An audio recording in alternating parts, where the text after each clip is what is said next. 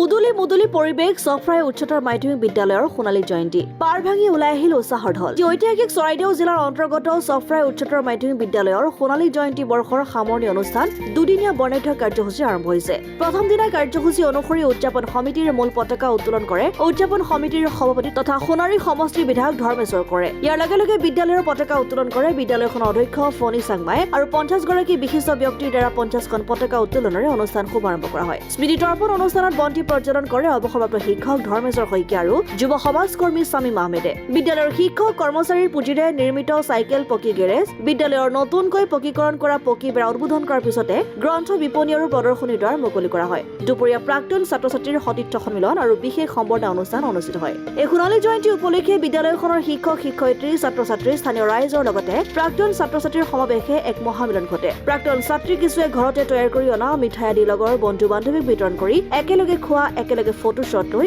আনন্দত মতলীয়া হৈ পৰা পৰিলক্ষিত হয়। চফ্ৰাই উচ্চতৰ মাধ্যমিক বিদ্যালয়ৰ আজি সোণালী জয়ন্তী পালন কৰা হৈছে আৰু দুদিনীয়া কাৰ্যসূচী আজি 23 তাৰিখ আৰু অহাকালি 24 তাৰিখ আছে। আজি 23 তাৰিখে আমাৰ প্ৰাক্তন ছাত্ৰ ছাত্ৰীসকলৰ সমাৰোহ আছে আৰু আজি উদুলি মুদুলি এই পৰিৱেশত ইমান ভাল লাগিছে। আজি প্ৰাক্তন ছাত্ৰ ছাত্ৰীসকল ইয়াত গোট খাইছে।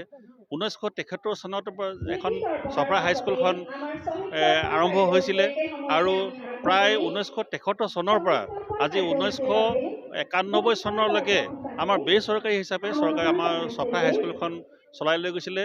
ইয়াত বহুত নমস্য ব্যক্তি ইয়াত প্ৰতিষ্ঠাতাৰ পৰা আৰম্ভ কৰি বিভিন্ন ৰাইজে ইয়াত এনেকুৱা অৱস্থা আছিল যে বিহু হুঁচৰি গায়ো ইয়াত পইচা তুলি পেলাই এই স্কুলখন নিৰ্মাণ কৰিছিলে। আজি মোৰ পিছফালে যিখন চফ্ৰাই হাইস্কুল আছে পকীগৃহ, সেই পকীগৃহ নিৰ্মাণ হৈছিলে আৰু তেতিয়া আমাৰ প্ৰয়াত ইয়াত মোৰে দেউতা প্ৰয়াত আব্দুল সুবহান তেখেতে বিভিন্ন কষ্টৰ বিনিময়ত আৰু তেখেত অকল বুলি ক'ব নোৱাৰি সমগ্ৰ গোটেই ৰাইজ ইয়াত গোট খাইছিলে আৰু গোট খাই চফ্ৰাই হাইস্কুল প্ৰতিষ্ঠা কৰিছিলে।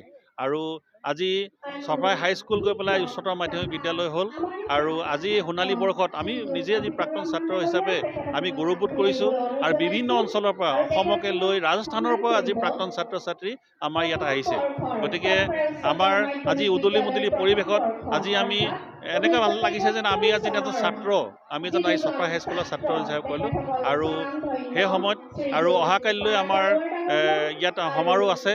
গতিকে এনেকুৱা এটা গৌৰৱোজ্জ্বল অনুষ্ঠানত আমি সকলোৱে থাকি পেলাই আমি ইয়াত বিভিন্ন সুখ শান্তিৰ লগতে আমি পুৰণা ছাত্ৰ ছাত্ৰীসকলক আজি লগ পাইছোঁ। মথুৰাপুৰৰ পৰা ইছলাম আহমেদৰ ৰিপৰ্ট, অসম আদিত্য।